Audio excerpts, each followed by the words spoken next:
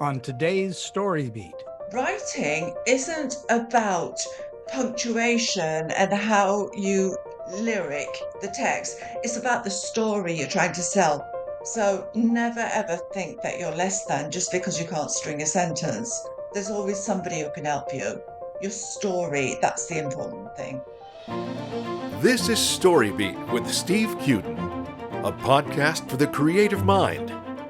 StoryBeat explores how masters of creativity develop and produce brilliant works that people everywhere love and admire. So join us as we discover how talented creators find success in the worlds of imagination and entertainment. Here now is your host, Steve Cuden. Thanks for joining us on StoryBeat. We're coming to you from the Steel City, Pittsburgh, Pennsylvania.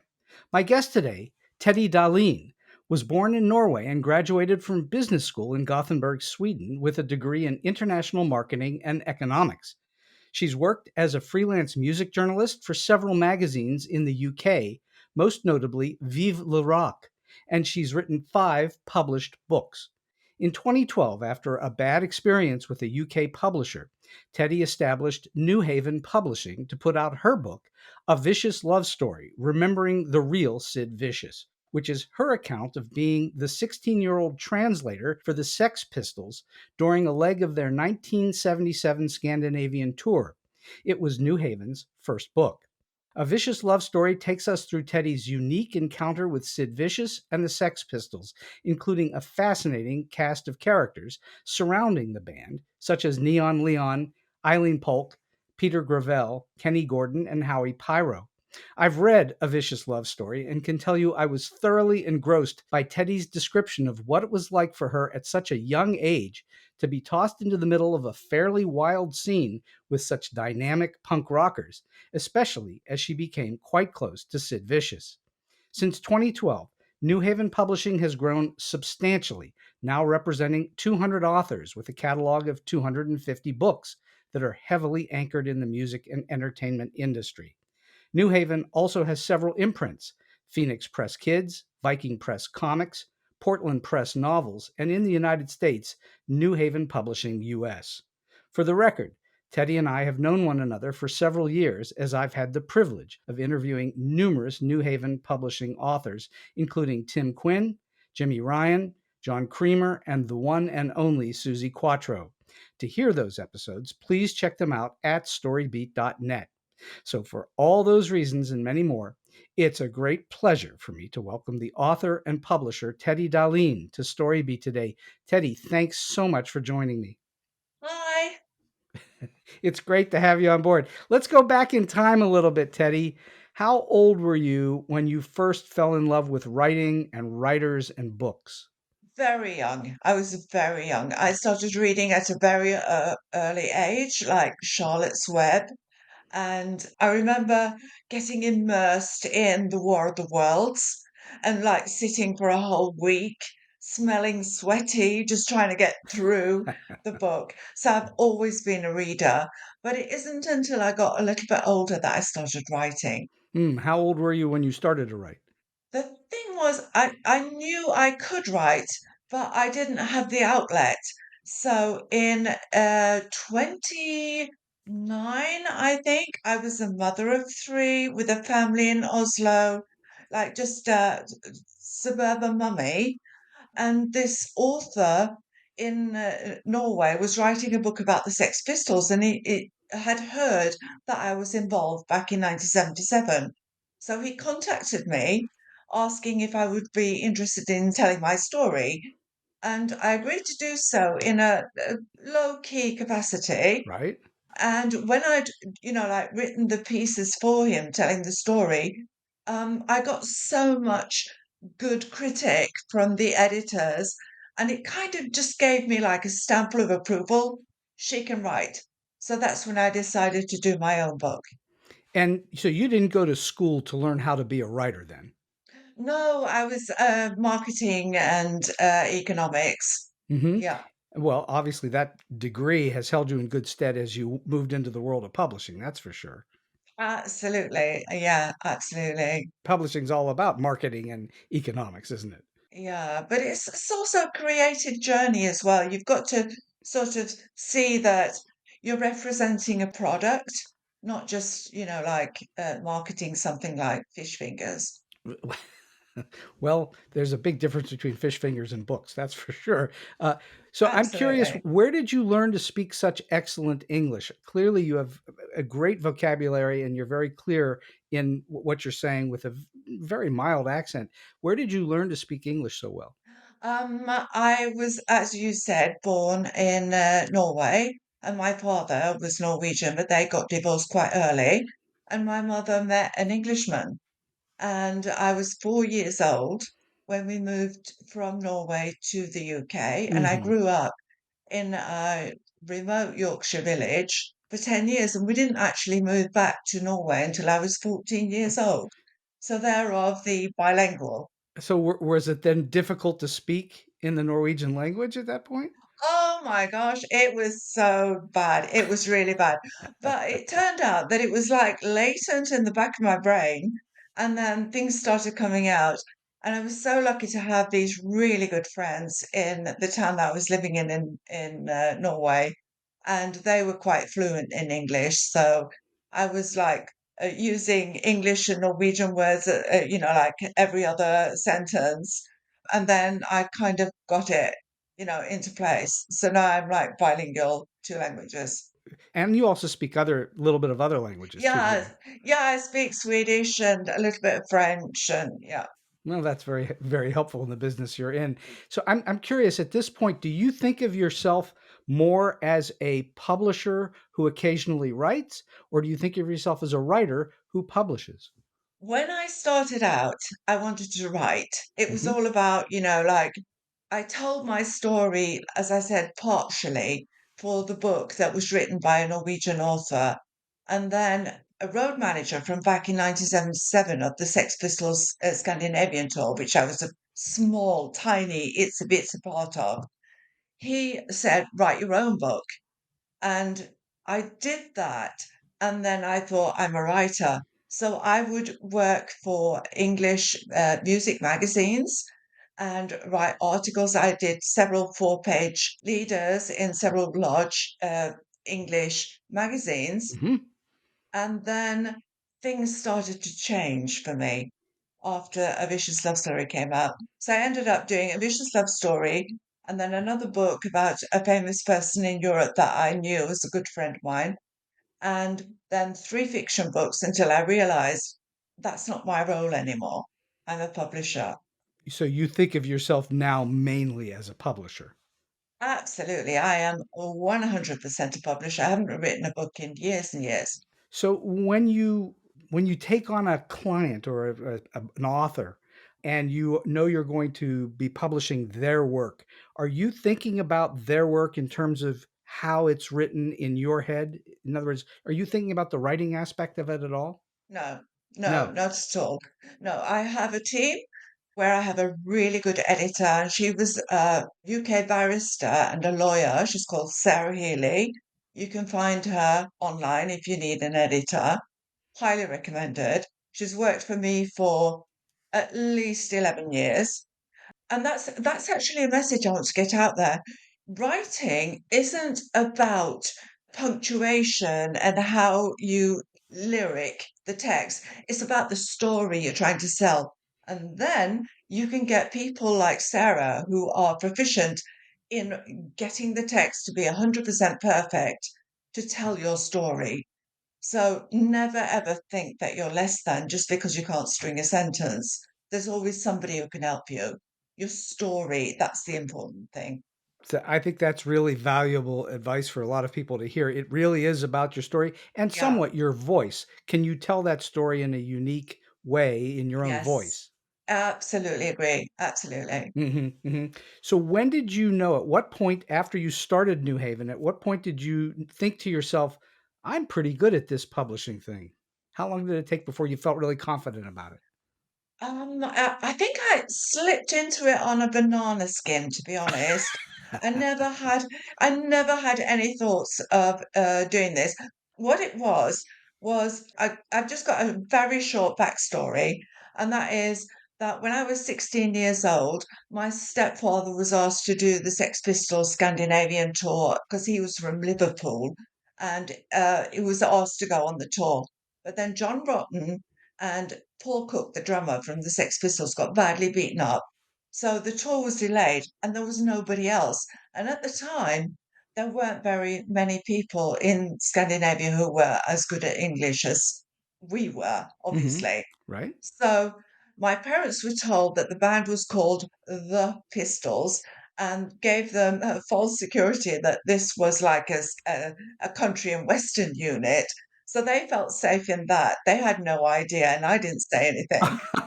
So I was there to be the translator, and later on, as I said, this author in Norway in 2008, 2009, 2010 wanted me to contribute to his book. And I did that. And then I wrote my own book. And then I had a really bad experience with a UK publisher. I was lucky enough to sign with a publisher, and that's probably because of the high profile of the Sex Pistols and Sid Vicious in particular, whom I knew. And I just fired them. I got to a place where I thought, and it was like 3 months in, I realized that this is just not good. And then I had two ways to go. I could either self publish, where you have no distribution, you have no nothing, or I could do it seemingly not self-publishing, and that's the way I decided to go. So it was just for my own book, A Vicious Love Story, back in 2012. I incorporated a company in the UK called New Haven Publishing Limited, and it was for my book to seemingly not be self-publishing. But I still had no distributor. I still had nothing. And I was still working on a freelance basis for the UK rock and roll magazines, writing, like articles, trying to keep my face in the media, trying to get, and I was so lucky that I had decided I wanted to interview Susie Quattro, like the rock legend. Indeed. Yeah. So I found out that I had somebody who knew her sister, Patty Erickson Quattro. And I begged for an interview, and she agreed. And we just got on like a house on fire. I interviewed her, and the article came out, and we just kept in touch. Then, long story short, she told me she'd had a poetry book out in Australia, and she was looking for a publisher, and she saw that I had a vicious love story out, and she says, "Do you want to publish my book?" And I basically told her that I'm like a one-man band with the drum on my back and the cymbals between my knees. But she's really great. And so she says, "Yeah, yeah, yeah, let's do this." Suddenly, I got an email from Waterstones. Waterstones in the UK is one of the biggest like book stores overall. And it basically said, "Hi, we've got orders for your book from Susie Quattro, who's your distributor." And I've been knocking doors for like a couple of years by then, and nobody was talking to me because I had like three books. And I said, "I don't have a distributor." And they said, "Well, choose one." And there was two larger distributors in the UK, and I just chose one, and the rest is history. That's Wow. like the start. You've got to open that first door. So you really did slip on a banana peel right into it. Yes, yes, everything. Obviously, you worked your butt off at it, but at the Oh, yeah. same time, there was a degree of luck involved in getting where you've gone. Oh, yeah, because the thing is, if you self-publish, you've got nothing. You've got the work that you've done in your book, and then you are knocking doors, and nobody wants to talk to you because they want you to have, let's say, 25 books under your belt before we'll talk to you, or 100 books before we will distribute you. And then just having Susie come to me and like join our publishing company, it just opened those doors straight away. Mhm. How has self-publishing on the internet changed that a little bit, like with Amazon? where you can self-publish Oh, today. yeah, it's changed a lot. When I was starting out, the self-publishing thing was just beginning, but it wasn't taken seriously. And still today, you don't get taken seriously. None of the distributors will sign you. You won't get any deals. And the change, I think the biggest change came during COVID as well. We went from like, let's say, a certain amount of self-published books on worldwide basis to several million books. And what that does is it takes away the focus on the books out there because there's such a huge market that getting noticed is really difficult. Oh, that's for sure. It's a little bit like doing a podcast like this. There are now 5 million podcasts, and it's hard to get noticed. And so you have to figure Exactly. out what I think is probably your specialty is how do you market those books? How do you get eyeballs on them? Yes? Yeah.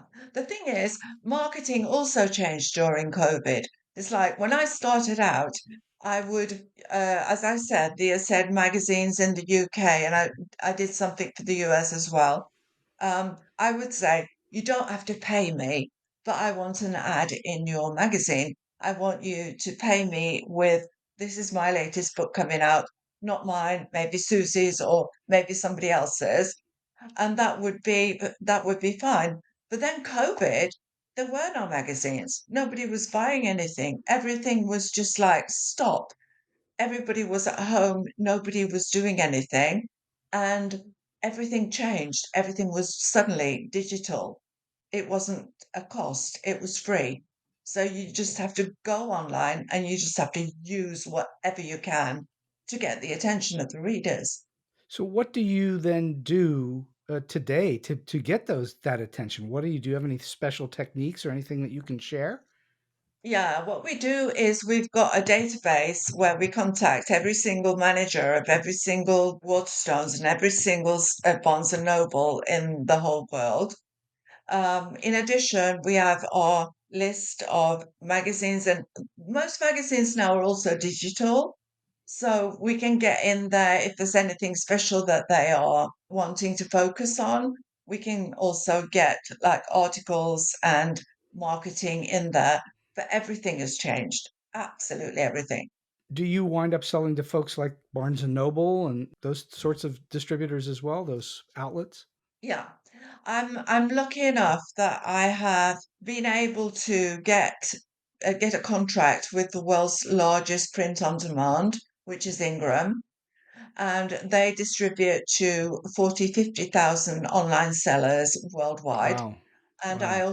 I also work with the UK's largest distributor, which is Gardner's Books, and they get books into stores also, mainly in the UK, but they also work internationally.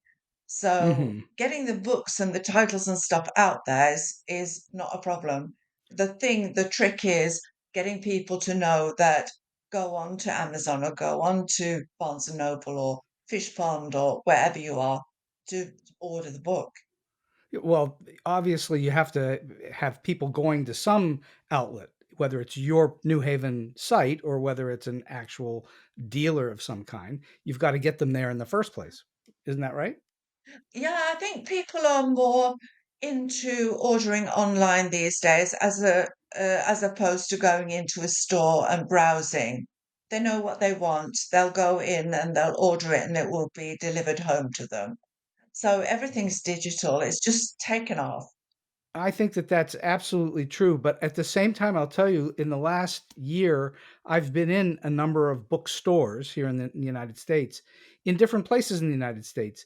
And it's amazing to me how busy they are. There are lots of people in those stores. So I think that you can take some comfort in that.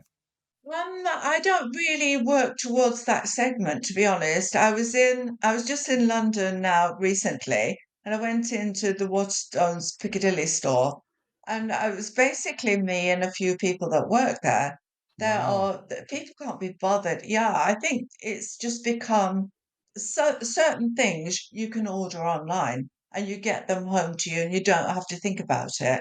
And I think books is absolutely, and we're also digital with ebooks and digital magazines and kids' books. So we're everywhere. Yeah, well, and you've built a nice empire there in Norway. What made you decide to focus? And I think it's a great thing that you did, but why did you decide to focus on music and entertainment? Again, the banana peel thing I slid in. Yeah, because I did the Sid Vicious book, and when that came out, I got quite a lot of promo for it. I was a guest at the world's largest punk convention in Blackpool, and I got to know a lot of people that were there back then. They got into contact with me as like Eileen Polk. She was there when Sid died. Howie Pyro also. So Neon Leon, he was arrested. The first person arrested when Nancy Spungen was stabbed to death. And these people got back into contact, and we sort of started. And then Neon Leon wanted to publish his book, and it just sort of became, like the place that I knew. I called it home. It kind of came to you. You didn't seek that out as a way to go. No, no, no, no, no. What I sought out was a publishing place for my own book, but it just rolled on from there, like people coming to me and saying, "Hi, I've written a book." Because it's very difficult in the publishing business now, because back in the day, and really a lot of them are still doing this, and that is that the publishers, they will print out a whole warehouse of books. Let's say that you've got 5,000 examples of this book, and they send them out and they flood the stores. Then they sit there for like 3 to 6 months, and then they get everything back that they have to pulp. And then there was COVID where everything was closed. So people were ordering online. And I think that just became the thing, really. It's just easy. It is easy. I buy lots of books online. Yeah, me too. And then they just didn't go back to it. We are still available in stores, and you can go into any store anywhere in the world. As long as you know the title, you can order it. And you can pick it up at the store if that's, like, if that's what you want to do. But most people just order it online and get it to them. And they order it where they normally order their books, like Amazon, Barnes& and Noble, Fish Pond, whatever. We're there. Well, it's certainly far cry from when, like you say, that people would have to hoard stock in a warehouse somewhere or in a Mhm. store, and then it would get remaindered. Now you can print on demand, and you're not Yeah. holding any stock. Yeah, we do have to hold some stock because our distributors don't work in that way. Hmm. But yeah, If you're in a store, you've got to have the books on the shelf. So, yeah. But you also have the possibility of printing the book that you want on a printing machine in the store. Some stores have them. I mm, believe New York and yeah. wow, I did not know that. So you can there are stores where you can walk in now and say I'd like a copy of X book, and they'll just print it on demand. Yes, there's this huge machine, and I can't remember what it's called, but you can go in and the machine is there, and you just, like type in what you want, and it will print it for you. Wow, I did not know that. I'm glad to hear that. I think that's kind of interesting and cool. You now at this point, do you have authors mostly coming to you to be published, or do you seek out authors? Oh, I don't seek out authors. They come No. to you. Yeah, yeah, because the market is as such, and I think that's a good thing as well, because I think you should try to get with, like the biggest publishing companies that you can first, or the biggest agencies that you can first, and then you kind of scroll back, and then the end station is self-publishing. If you can't get anything else, then you do it yourself because you've got to believe in what you've written.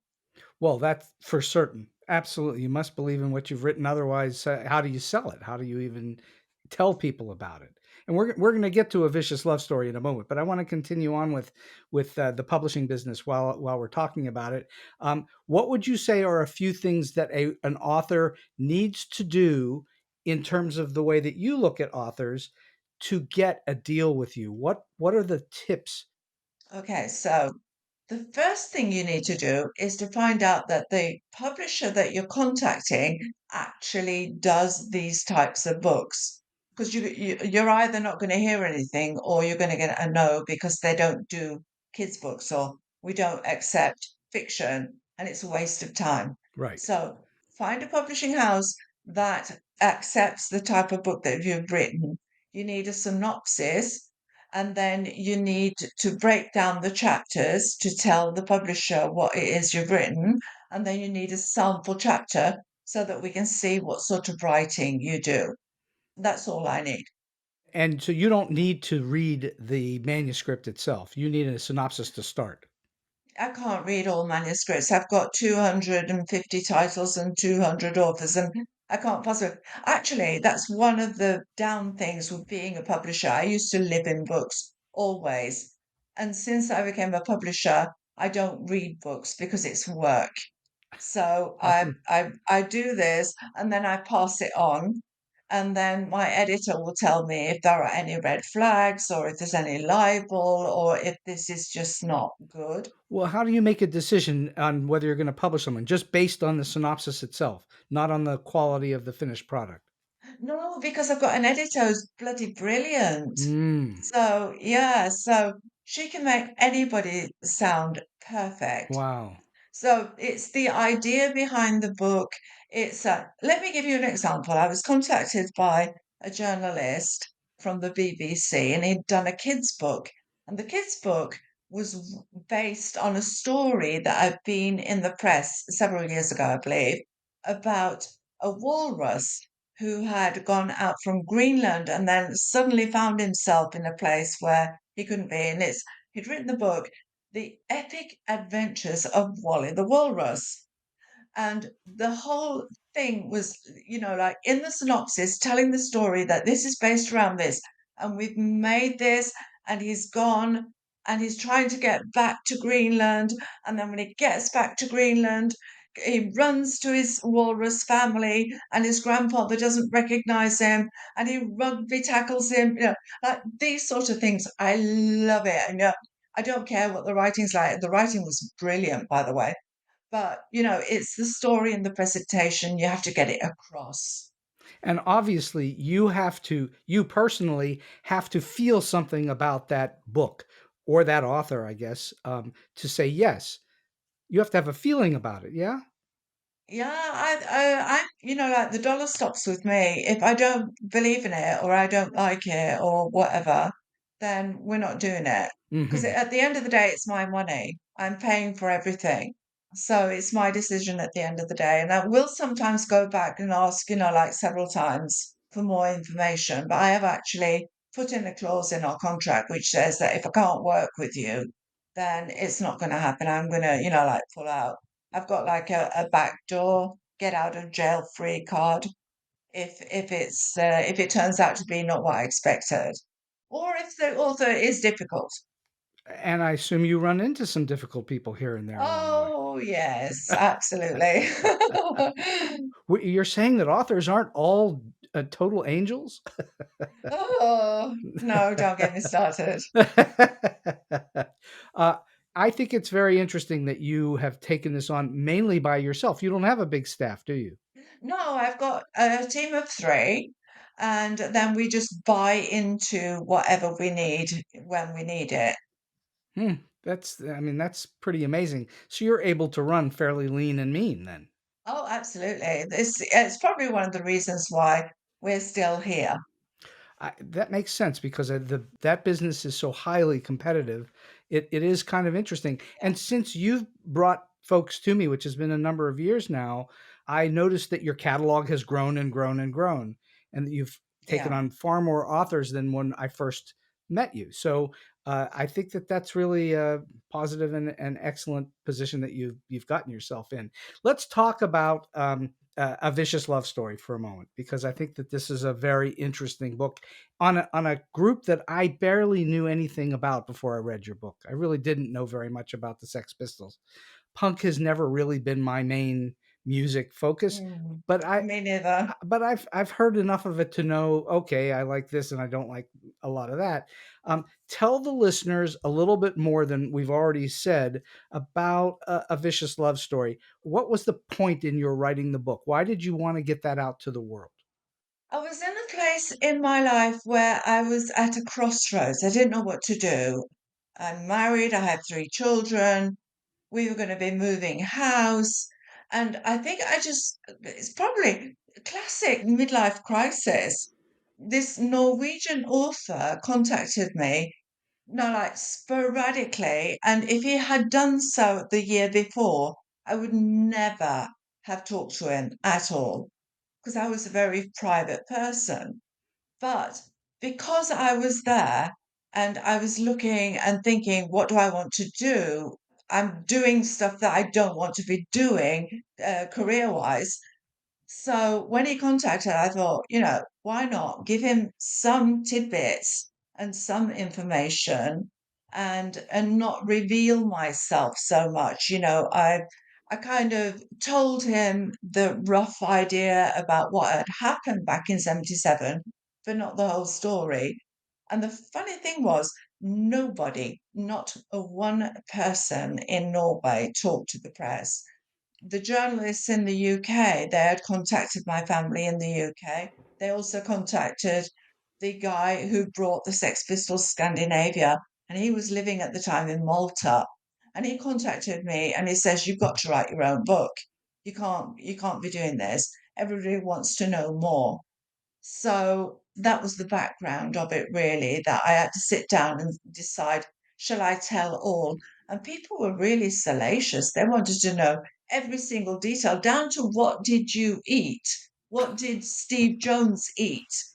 What did Sid Vicious? Did Sid Vicious ask you to cut up his food, which he did, by the way? And it was just like, okay, I'll tell all. I don't care. Well, from being a shy, reserved person, reading the book, you certainly exposed a lot of your experience with them, and it was very personal, very personal. It was absolutely. I'd known the guy who organized the concerts. Norway was a bit of a black hole at the time. We didn't have many international stars coming to Scandinavia. And the guy, he had organized concerts for Demi Rousseau, who was an opera singer, and a couple of other like crooners. So it was very sort of before the rock bands and stuff started coming. And he just like again slid in on the Sex Pistols coming to Norway, and they were going to do like a few concerts. And I thought, if I do this, I agreed to do it. I wasn't punk. I was very disco. I loved Donna Summers. I was very conservative, absolutely not into that at all. And I thought, if I do a good job with the Sex Pistols, then I'd get other opportunities. And he would hire me to do, because I knew we had what was that band? Well, Rod Stewart came and Dr. Hook. Oh, they were so fun. They were really funny. They were great. So that was the main thing with it. I just like helped with the translation for the Sex Pistols and then would do more and I'd make a career of it. So in the book, you talk about you did not really know who Sid Vicious was when he first walked in the door. Am I right? Yeah, no, I had no idea. Because at the time, I could, because of my English background, I'm not English, by the way, I'm very Norwegian. I would like to read the English newspapers, but it took like 3 or 4 days before we had them back in the 70s. So the posters and everything that was going on with this much publicized concerts in Norway and Sweden were featuring Glenn Matlock because he was the original bass player. Hmm. But what I didn't know was that he'd been fired and then they'd hired this other guy. So I had no idea who he was. I just knew that I had to be careful with the Sex Pistols because they were really scary. And I'll tell you how I met them. The guy who organized the tour is called Tore Landa, and I'd known him since I came to Norway at age 14 years old, because my stepfather used to work at the cinema, and some of the cinemas were used for rock concerts. So they would work together on some concerts. So he was the original person who was going to do this. And then they came and we were late because my mother, she's a chef. She insisted that Tore stay for lunch when he came to pick me up and promised to bring me back by 10 p.m. And we were late. So we got into the hotel where they were supposed to be checked in and they were really angry. They were pissed off. I think we were about half an hour You- late. You're talking about the Sex Pistols were pissed off. Yeah, they were pissed off. They were sitting in the hotel reception, and Cuden and I were running in, like flustered. And there was a guy asleep on a sofa in the reception. It was a red sofa, and I realized he had his boots on the sofa, and I was thinking, oh shit, we're going to get into trouble. And there was this guy sitting in, like in my line of sight, and he stood up and he was red in the face. And he was pointing to his watch, and he says, "What fucking time do you think this is?" Now that was Stephen Connolly. He was the original Sex Pistols roadie, and he also worked with the Clash, so he would do both. We called him Rodent because he looked like a rat, and we were supposed to get them checked in. Then it turned out that the hotel wanted the Sex Pistols away from the other guests, and there was only one suite. So this huge argument broke out between John Lydon, Johnny Rotten, and Steve Jones, who's the guitarist. So I was bored with the whole thing. So I went to sit on the sofa, at the end of the sofa where this guy was asleep, and I didn't recognize him at all. And I don't smoke. I haven't done since then, but I did at the time I was 16 because it was cool. That's it. That's interesting. I want to remind the listeners that Teddy was all of 16 when this happened. So carry on. Yes. Yes, I was 16 and a few months and totally naive. And this guy was lying on the sofa and he was asleep. And he woke up and he sat up. And the first thing he saw was me. And I had a cigarette. And he said, "Can we share that?" And I thought, can't be worse than talking to the two guys arguing in reception about the suite. So we just started talking, and I simply assumed that this was a roadie because I didn't recognize him. And I was sitting there for a while. And you know how obnoxious 16-year-olds can be? I would Yeah. never do Yes. that now today. I was extremely rude. I got so fed up with the arguing. Oh, you had the suite there, and then you had the suite there. So I walked over to reception. I said, um, can we just stop this now? This is stupid. Let's toss a coin. Now, John and Steve, you will toss a coin, and the one who gets it right will get the suite.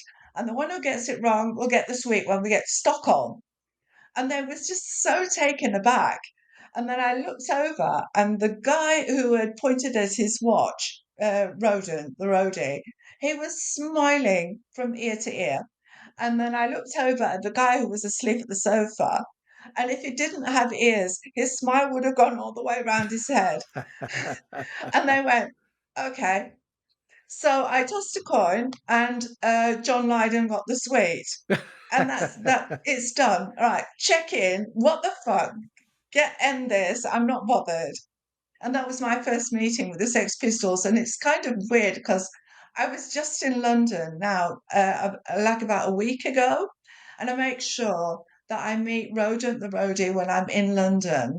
We go out and we have a glass of wine with my husband and, like in the pub. So all these years later, you're still in touch with them. Yeah, well, not all of them. I'm still in touch with Rodent. I don't know why. We met after like 35 years. When I was writing my book, I got into contact with him. And because we share this experience. So he contributed a lot in my book. And we're just really good mates. He's a fantastic guy. He does absolutely different things now. He's in a completely different role, still in the music business, but so yeah, I haven't been in contact with Paul Cook since back then. He's a lovely guy, by the way. I've heard good things about him, and I felt good things about him when he was there. Can't stand Steve Jones. Steve, I hate you. He's he's totally blocked me on social media because I happened to address his shirtless photo. And John Lydon's people contacted me when my book came out. Actually, his manager, Rambo, who sadly died now, contacted me to say I couldn't write my book, which I told him to sod off. It's my story. It's got nothing to do with you, which was fine. And I've been in contact with Glenn, who wrote the actual album. I've interviewed him several times. And for some reason, he's decided to ghost me for the Tons of Rock tour, which is going on in Norway now. But it's fine. So, all right. So, did you know as you were going through this experience in which you spent approximately a week with them, correct? No, just a few days. Just a few Just a days. few days. Yeah. So, as you were going through this experience, did you ever think to yourself, I can't imagine at 16 you did, but did you ever think to yourself, maybe someday this will make an interesting story that I could put into a book? Did that ever occur to you? No, No. So you no, do, never. were you taking notes? Did you journal about it or anything like that? No. The thing is, when I moved to Norway from England, the first year I had to intensively learn back Norwegian because I wasn't fluent, sorry. And then after a year, I found out I struggled with English. So I started to journal, but it wasn't something that I thought I would keep for prosperity. Absolutely not. And I don't know if I would have ever come out with the fact that I even knew the Sex Pistols if it wasn't for that first author writing about them and telling me intensely they're really significant. And I didn't feel they were because it wasn't my type of music. So you actually didn't think much about the experience other than you had it. You weren't thinking about it as something that could be written about or sold. No. No, Interesting. and I think that's a good thing because I was talking to Eileen Polk. Now, Eileen Polk was a photographer who was in and around the New York scene, and she was also in the UK scene with the Rolling Stones and when Neon Leon went over to the UK. People, you've got to read my book. This is so interesting. It's so It connected. is interesting. Anyway, yeah. Anyway, Eileen Polk was there the night Sid got the heroin which killed him, and so was Peter Gravelle. And these people got into contact with me again. And the thing was, she said, you should be very glad you put that aside because it would have stopped you from any addictions or anything that could have happened to you. And I think I did the right thing. I think, at the end of the day, when the Scandinavian tour was over, the Sex Pistols went back to England. Then I didn't hear anything for like about a month or two. Then I started getting messages from the musicians that I knew who were also in London saying, like telling me, Sid says this and Sid says that. And then they were going on the American tour. So I was told that we've made a new Scandinavian tour because Malcolm McLaren wanted to get Sid away from Nancy Spungen. And he thought that maybe a good way was to go back to Scandinavia. And I was invited to meet them in Stockholm. But that never happened. And when the Sex Pistols kind of went to pieces, it wasn't me that Sid contacted, it was Nancy. And that I think that speaks volumes. So what we haven't really said that's all throughout the book, in fact, the book is mainly about, is that you had a romantic relationship with him while they were in Norway. So w- Yeah. how I'm trying to figure out how all those years later you remembered everything that happened because it must have, do you have just that kind of a memory? You've got a very good No, so how did you no, remember no. all this to write it down? Okay, so Sid and I was 16, Sid was 20. And you know what it's like when you just connect with somebody he was a really, really nice person. He was a really smart, really nice, kind person. And the heroine of it all hadn't started yet. He'd met Nancy Spungen a few months before he went on the Scandinavian tour, and he was really angry. He was so angry because he'd been able to get a flat in London in an area called Maida Vale, and he'd been on tour with the Pistols, and Nancy was allowed to stay in his flat, and it was a very much off on sort of thing. And he came back early and found her in bed with his worst enemy. Now, I can't remember who the person was. The only thing I remember of him telling me about it was that this person played an instrument that was not normal in a band, like a violin or something. I have no idea. And he was so angry with her. And it was just like not a topic that he wanted to talk about at all. Then he went back, and when the tour happened, he didn't want her. I heard later that he didn't want her to turn up at the concerts. They had like the Spots tour, Sex Pistols on tour secretly when they got back because they were banned, so they weren't allowed to like announce it. And she would just turn up, and that was the reeling in of it, Johnny Thunders and all the heroin epidemic that happened at the time. So I think it was a good thing that I didn't sort of pursue it. And the second thing was that as soon as my mother, who's a chef, got a phone call on the night saying your daughter's with the Sex Pistols at this disco in town, and this is not good. She stole my passport. And as a 16-year-old, you can't just wander into, like, and get a passport. So there's no way I was going to the UK. And I think it's a good thing. But how I remembered it wasn't on my own. I remembered bits and parts of it, of course, I did. And then talking to Eileen Polk, talking to Neon Leon, and then especially Rhoda, and we'd go, oh, remember we met ABBA at the airport? It was like lots of things coming to me that I'd actually forgotten. So the book that I've written is really just like a small part of what I was in, and then it was a much bigger part of what everybody else was doing. And these were people that were there. They were there. They knew what happened. It's not like second. So your research, if that's what you want to call it, was in talking to people that were there at the same time.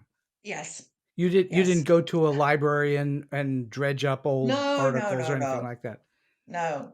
What I did was, I got into contact with people who were there, people that I knew, and then they put me into contact. Like Eileen Polk says, "Oh, you've got to talk to Peter Gravelle because he was the guy who got the heroin." And then, "Oh, you've got to talk to Howie Pyro because he was there when we were going to scatter the ashes, and he actually sniffed the ashes." Oh, God. Duh. Yeah, I know.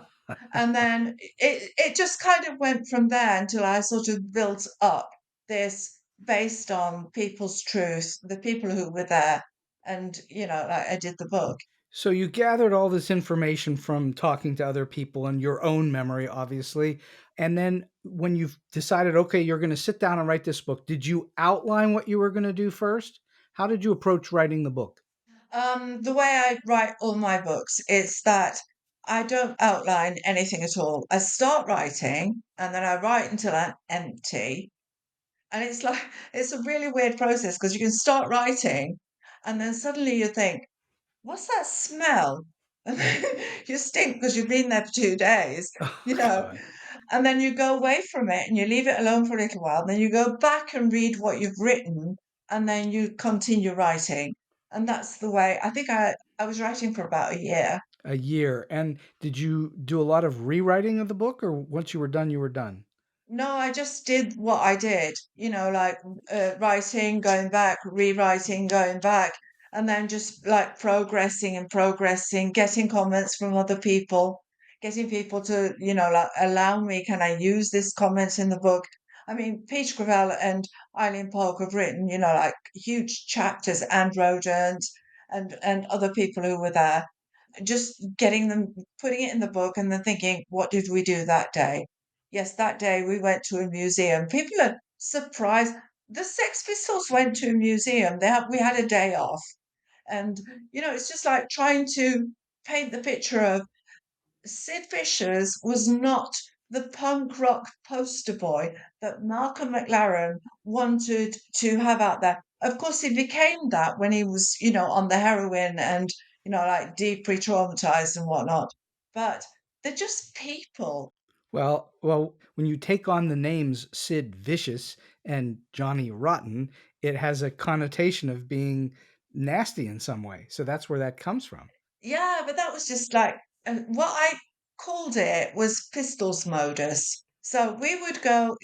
John Lydon is one of the most intelligent and most funny people I've ever met in my life until he threw me against the wall. But it was like very creative people, very funny people, and then we'd go out to a restaurant. We're sitting at the restaurant, and then suddenly they'd start throwing food at the other tables and shouting and stuff. And I was mortified, and I was saying to Sid, "What are you doing?" He says, "It's expected. We've got to do this." It's their reputation. Yes. So absolutely orchestrated. to sort of play into what they were. And you take the spitting. The spitting thing was not something well, Sid thought it was really funny, and so did Steve. John hated it. And at the Trondheim concert, there was somebody, I think it was Sid, who spat into the audience. But what he didn't think of was that you've got hundreds of people that you're spitting at who are going to spit back. Do you see what I mean? Yes. And John Lydon was going, stop, stop, I'm walking off stage if you spit anymore. And everyone's going, huh? What? Huh? So it was like, yeah, it was surreal. I think this is true for a lot of celebrities, is that you're either inside or you're outside. They have like a wall where they have like their persona that's outside, and then they have like the inside where they can be themselves. Mhm. And I think I was very much inside. That's Yeah, really common to have somebody who's a celebrity of some kind to have sort of two different lives, one in the public and one in absolutely. private. Uh, there's been one major movie of Johnny Rotten being Sid and Nancy, which is a well-known movie. I think this would make a really interesting movie too. Have you tried to sell it? No, I haven't, because it's so short and it's such an insignificant part of their journey. It would have to be, and also there are so many stories about it. You've got lots of like Alan G. Parker did. He used to be with Sid's mum, Hmm. Anne, who was also there. I think she was the one who put the heroin when he overdosed, Hmm. when he died that night. Eileen Polk was there. And I don't see this as being significant. I was 16, he was 20. It was just a few days. It was a fling. We thought we were in love.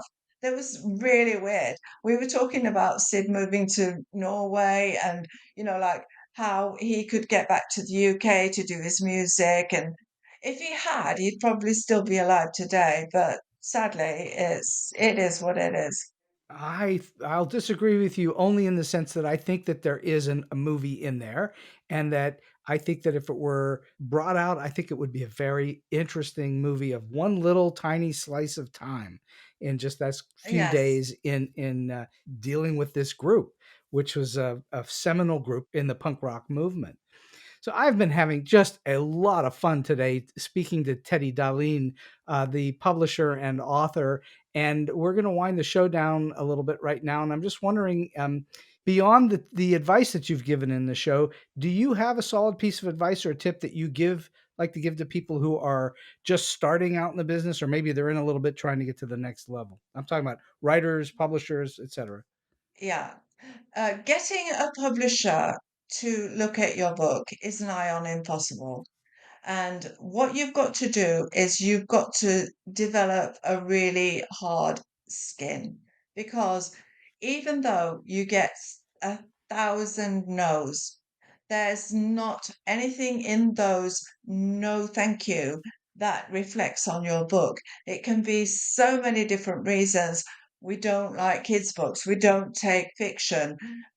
We've got other books out on the same topic, etc., etc. You've just got to keep going. You've got to believe in yourself, and you've got to think. Try and contact the publishing houses. Many of them do not talk to authors.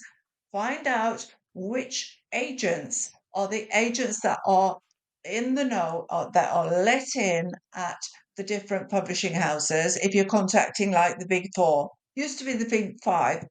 Sidebar, did you know that Simon and Schuster, the Simon in Simon and Schuster's Carly Simon's dad? I did know that. Did you? Oh, Yeah, I well knew that. done. And not many people knew that, because we've got a book written by her guitarist, Jimmy Ryan. And her sister Lucy was a very fine composer. Oh, was she? I did not know that. There Hmm. you see. Uh-huh. Yeah. So you've got to take the no's and just roll with them and keep going. And then you get to a state where there are so many no's that you've got to think, shall I self-publish? Now, if you self-publish, you don't have the distribution, you don't have the help in getting your book out. that your book will be out. And I know if you do it on like CreateSpace or if you do Ingram Spark, there is also a distribution, although you don't have that control of it. You can get it out, so don't give up. That's very, very wise advice. I can't thank you enough, Teddie, for spending time with me on the show today. This has been a lot of fun for me, and I really appreciate your energy and your wisdom that you've shared with us today. Thank you. Thank you, Steve. Thank you. Thank you for having all my authors on your show as well after so many years. And so we've come to the end of today's Story Beat. If you like this episode, won't you please take a moment to give us a comment, rating, or review on whatever app or platform you're listening to. Your support helps us bring more great StoryBeat episodes to you. StoryBeat is available on all major podcast apps and platforms, including Apple Podcasts, YouTube, Spotify, iHeartRadio, TuneIn, and many others. Until next time, I'm Steve Cuden, and may all your stories be unforgettable.